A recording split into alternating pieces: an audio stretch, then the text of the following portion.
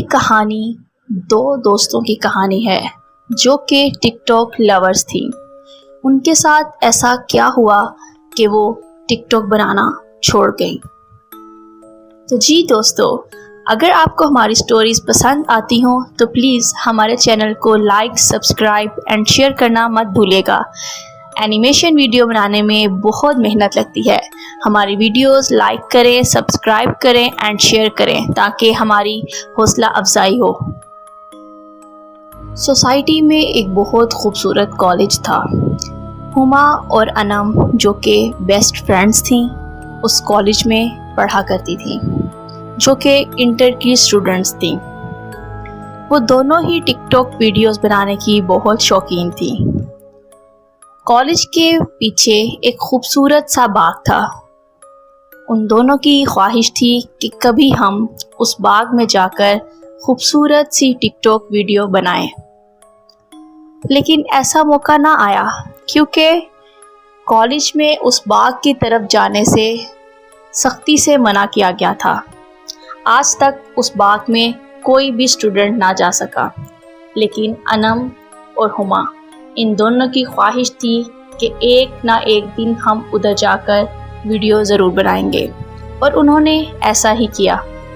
अनम और हुमा ने एक दिन प्लान किया कि स्कूल की छुट्टी हो जाने के बाद हम कॉलेज के पीछे जो बाग है उसमें जाकर वीडियोस बनाएंगे।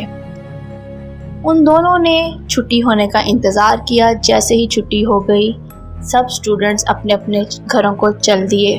अनम और हुमा चुपके से उस बाग की तरफ रवाना हो गई। जैसे ही वो उस बाग की तरफ गई, उन्होंने देखा ये बहुत खूबसूरत बाग था। अनम और हुमा एक दूसरे से कहने लगी, वाह, ये कितना खूबसूरत बाग है, लोग इसमें क्यों नहीं आते? स्कूल के प्रिंसिपल ने यहाँ पर आने से क्यों मना किया है? बहरहाल वो दोनों दोस्तें बाग के अंदर जाने का प्लान सोचती हैं, लेकिन अनम कहती है, हुमा, मैं नहीं जाऊंगी, यहाँ पर कोई नहीं है, मुझे डर लगता है। हुमा ने कहा, ठीक है, तुम यही मेरा वेट करो, मैं अंदर से होकर आती हूँ और अपनी प्यारी प्यारी सी वीडियोस बनाकर लेकर आऊँगी, तुम्हें दिखाऊंगी और तुम जेलस होना। इतने में अनम वहाँ वेट करती है और हुमा बाग के अंदर चली जाती है। हुमा के मोबाइल की बैटरी 100% फुल होती है।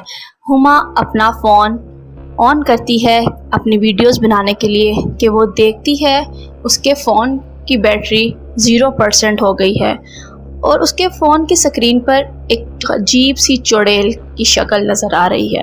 हुमा डर जाती है और पीछे देखती है, लेकिन कोई नहीं होता। जैसे ही हुमा एक कमरे से निकल के दूसरे कमरे में जाती है तो वहाँ पर हुमा को किसी बच्चे की ऊंची ऊंची रोने की आवाज़ें सुनाई देती हैं, लेकिन उसके इर्द गिर्द कोई बच्चा ना था। हुमा ने आगे बढ़ते हुए देखा कि यहाँ पर कौन सा बच्चा है जिसकी मुझे आवाज़ें सुनाई दे रही हैं।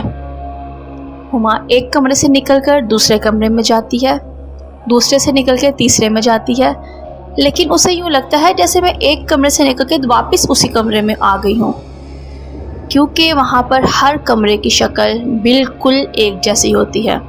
हुमा डर जाती है।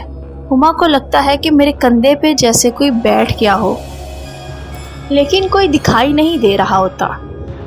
हुमा आगे बढ़ती है, बाहर निकलने की कोशिश करती है, लेकिन 1-2 घंटे वो लगातार इसी कोशिश में लगी रहती है कि मैं यहाँ से निकल पाऊँ किसी तरह से, लेकिन वो नहीं निकल पाती। फिर अचानक उसे एक रोशनी सी दिखाई देती है।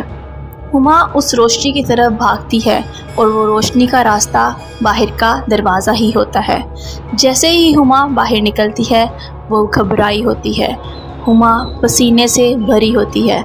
अनम उसे देखकर कहती है, हुमा, तुम्हारी तबीयत ठीक तो है? हुमा कहती है, बस अनम, चलो यहाँ से, यहाँ और नहीं रुक सकते, चलो यहाँ से। हुमा अपने घर और अनम अपने घर चली जाती हैं। हुमा के कंधों पर हर वक्त एक बोझ सा रहता है।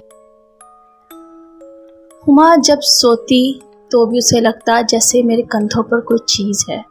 वो बैठती तब भी उसे ऐसा ही महसूस होता जैसे उसे कंधों पर एक अजीब सा बोझ है। हुमा बहुत परेशान रहने लगी। एक दिन वो रो रो के अल्लाह ताला से दुआ करने लगी कि या अल्लाह पाक मुझे इस मुसीबत से निकाल दें।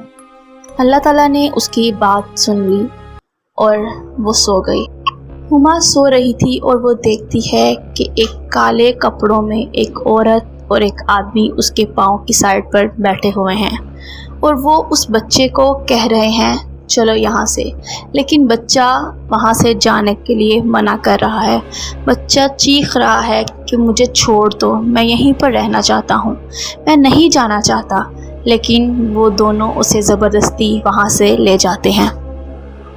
जैसे ही हुमा की आँख खुलती है, हुमा देखती है कि उसके कंधे बिल्कुल हल्के फुल्के महसूस हो रहे हैं।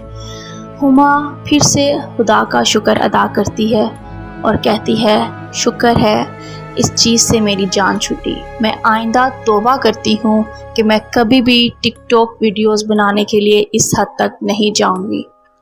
हुमा ठीक हो जाती है और खुशी खुशी कॉलेज जाने के लिए रेडी हो जाती है और हस्बे मामूल उसकी पढ़ाई दोबारा से स्टार्ट हो जाती है। तो जी दोस्तों, ये थी हमारी आज की स्टोरी। अगर आपको हमारी स्टोरी पसंद आई हो तो प्लीज़ इसे लाइक, सब्सक्राइब एंड शेयर करना मत भूलिएगा। मिलते हैं एक अच्छी सी नई स्टोरी के साथ, तब तक के लिए बाय बाय, अल्लाह हाफिज़।